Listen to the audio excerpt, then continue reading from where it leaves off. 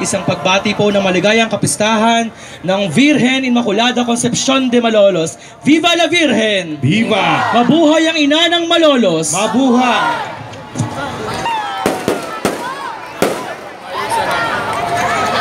Ipinakikiusap po natin sa mga mananampalataya na nasa harapan ng entablado na tayo pa...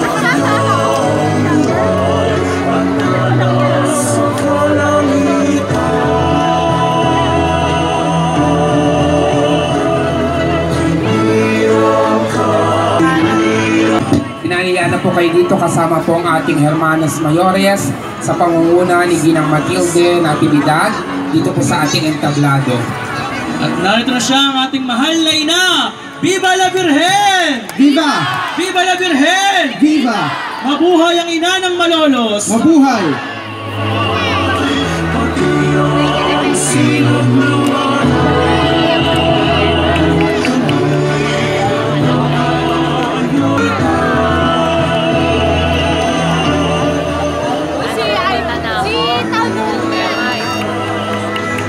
Nagawa ang ating banal na posisyon.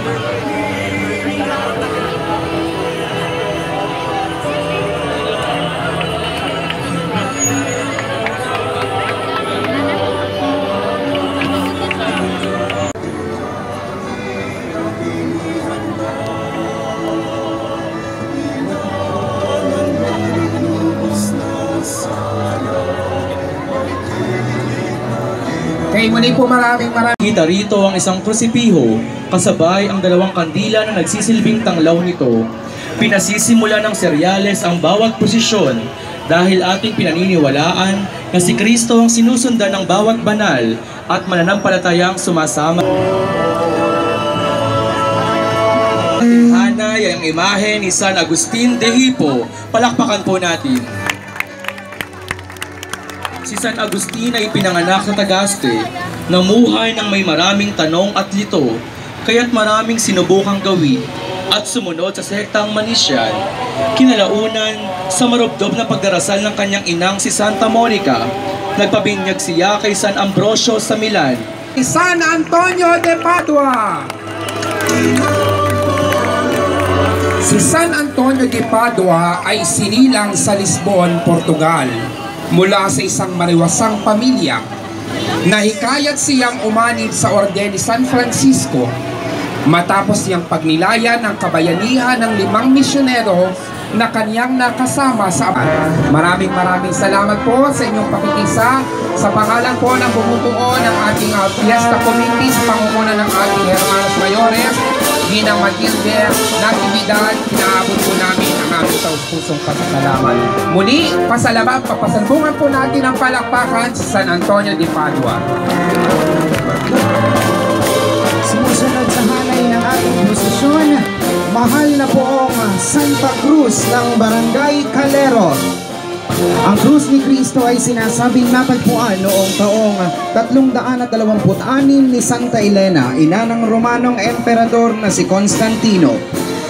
Sa isa sa kanyang mga paglalakbay sa Jerusalem, ang lugar kung saan ipinako si Jesus ay sinasabing tinabunan ng lupa, at sa ibabaw nito ay itinayo ang isang templo para sa paganong Diyos ang si Venus. Taong 667, si San Ildefonso ang nagtatag sa kapistahan ng paglilihis sa mahal na Birheng Maria na ipinagdiriwang pa din tuwing 18 ng Disyembre sa ilang mga lugar.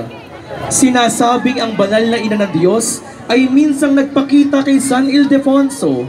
Hinandugan siya nito ng isang kasulya na nagmula sa langit bilang gantimpala sa kaniyang pagpaparangal sa mahal na Birhen.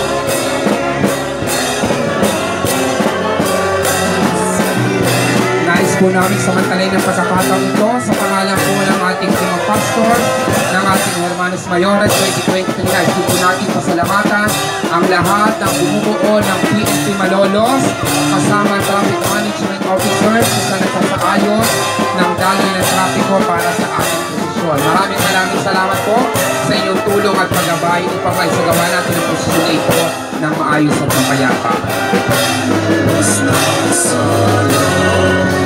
Barangay ng Kanyugan, Santa Maria Salome. Binabanggit sa Ebanghelyo ni San Marcos at San Mateo si Santa Maria Salome bilang isa sa mga babaeng nakatayo sa paanan ng krus at nakasaksi ng pagpapakasakit at pagkamatay ng Panginoong Hesukristo.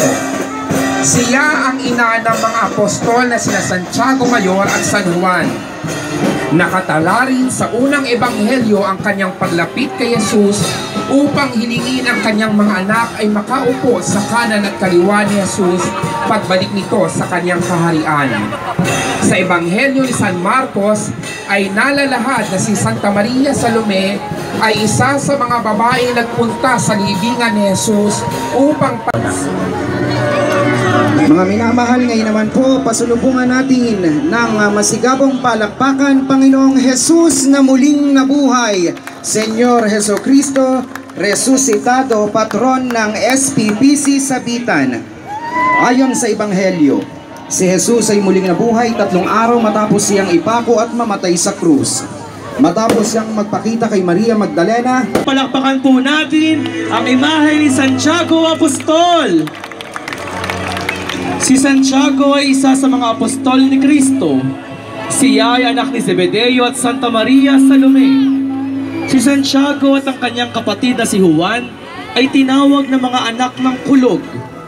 Isa siya sa mga 3 apostol na pinili ni Kristo upang saksihan ang kanyang pagbabagong anyo sa bundok ng Tabor. Isa rin siya sa mga apostol na ang karosa ni San Juan Bautista. Panghelyo ni San Lucas ay isinasalaysay sa atin kung paanong ibinalita ni San Gabriel Arkanghel kay Zacarias na ang kanyang asawang si Elizabeth ay magdadalang tao sa kabila ng pagkabaog at katandaan. Ang sanggol ng isinilang ni Elizabeth ay pinangalan ng Juan ayon sa sinabi ng anghel. at po sa nayo ng San Vicente. Si San Vicente Ferrer ay isang Dominikanong pari. Siya ay 18 taong gulang nang umanib sa orden ni Santo Domingo at mag-aral ng pilosopya ni Jesus. Siya ay pumanaw noong 5 ng Abril, taong 1419 sa kaharian ng Pransya at inilibing sa Katedral ng Vannes. Siya ay Ang pagkapako at pagkamatay ni Jesus sa krus ay inilalarawan sa 4 na ebanghelyo. Ayon sa Bagong Tipan, matapos ang banal na hapunan, si Kristo ay isinama sina Pedro, Juan at Santiago sa halamanan ng Getsemani upang doon ay manalangin. Dito siya ay dinakip at pagkatapos ay iniharap sa Sanhedrin kay Herodes at kay Pilato bago hinatulang ipako sa krus. O sa imahe ng Nuestra Señora del Santísimo Rosario, ang patron ng baryo ng Santo Rosario. Noong 1571 ay itinatag ni Papa Pio IX ang taunang kapistahan ng Nuestra Señora de la Victoria bilang pag-alaala sa tagumpay na nakamit ng mga kawal Kristiyano sa Lepanto laban sa mga Turko. Sa ating presisyong ito.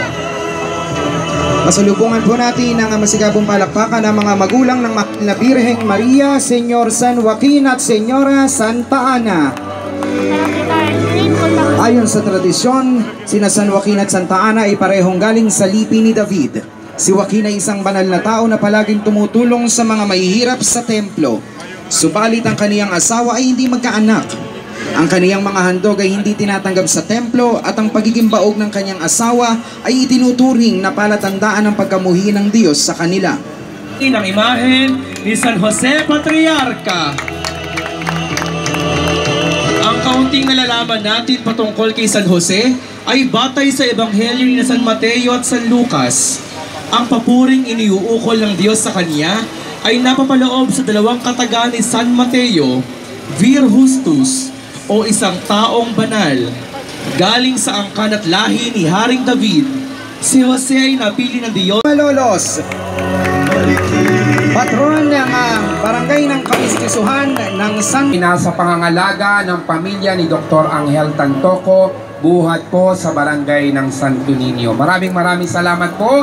Ilang araw na lamang ang ating iniintay at masasakit din natin ang isang malaking kapistahan dito sa ating hindi lamang sa ating lungsod, kundi sa ating lalawigan, ang kapistahan ng mahal na poong Santo Niño de Malolos, at ito po ay pinagdiriwang tuwing ikahuling linggo ng buwan ng Enero.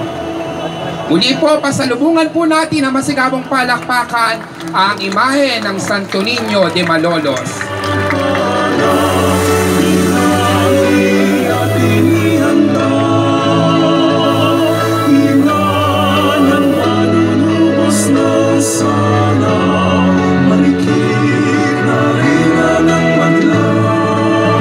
Apat ng taimtim na ipinahayag ni Papa Pio Kasiyam ang dogma ng Immaculada Concepcion.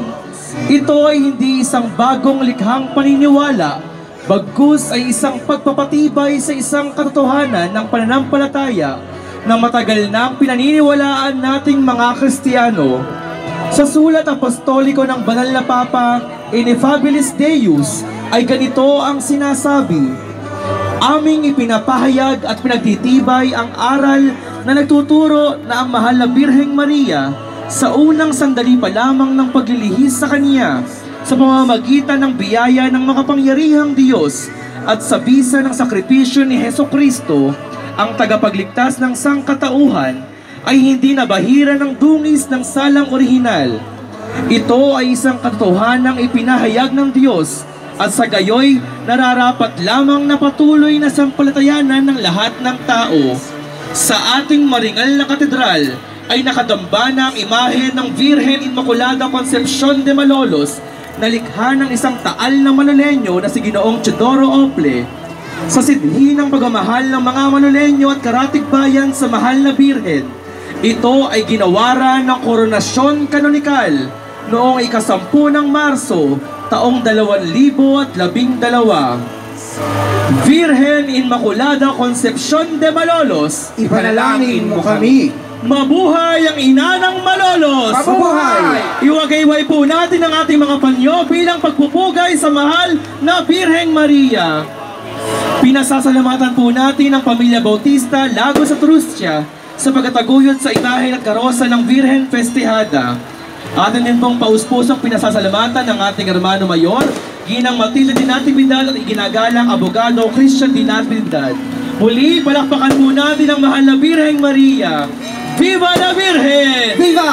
Viva la Virgen! Viva! Mabuhay ang ina ng Malolos! Mabuhay! Walang kumpay na magwawagay ng panyo bilang pagpupugay sa mahal nating ina. Viva la Virgen! Viva!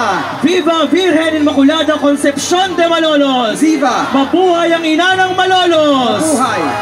Kaagapay po ng karosa ng mga labiran ng ating pesihati.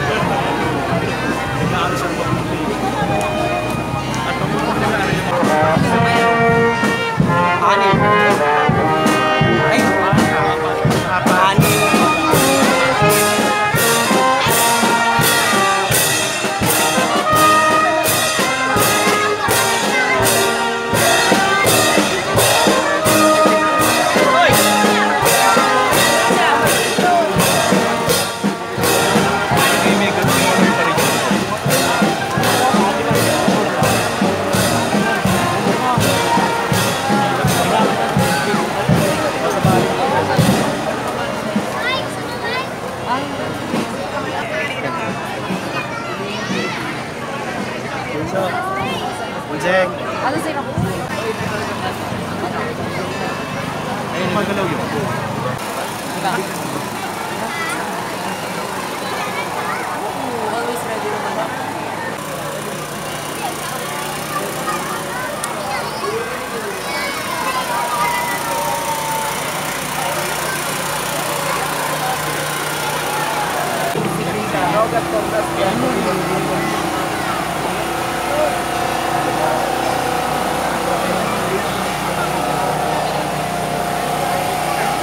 Nag-ano pala Kuya Art? Nagaganyan ka din pala Kuya Art? Nalunay mo daw kasi. Tok na ako.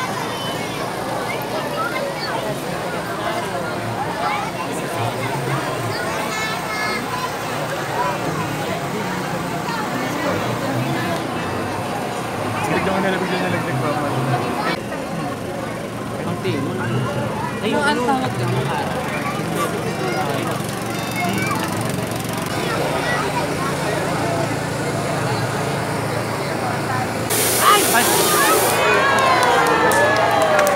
Viva Santorini de Malolos! Viva!